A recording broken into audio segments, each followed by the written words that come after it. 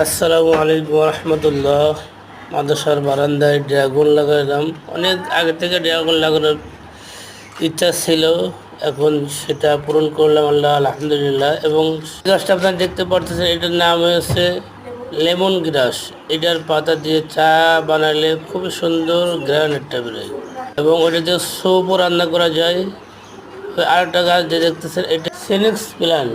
আমার নাম মুখস্থ করতে খুব কষ্ট হয়। এটা ঢাকা থেকে নিয়ে আসছিলাম, কিন্তু আমার দুঃখের বিষয়, আমার এখানে আসার পরে ইঁদুরে এটা খেয়ে ফেলছে।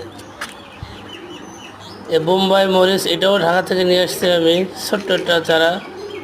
এরপরে পাশে পুঁই শাক লাগাইছে, যদি আল্লাহ দেয় তাহলে খাওয়া হবে আর কি। বেগুন লাগাইছে, বেগুন গাছগুলো খুব সুন্দর হয়েছে। দুঃখের বিষয়, এগুলোর ফুল আসতেছে কিন্তু ফল আসতেছে না। খুবই সুন্দর সুন্দর ফুল আসতেছে, এই যে দেখেন ফুল আসতেছে কিন্তু ফল আসতেছে না। সকলে দোয়া করবেন।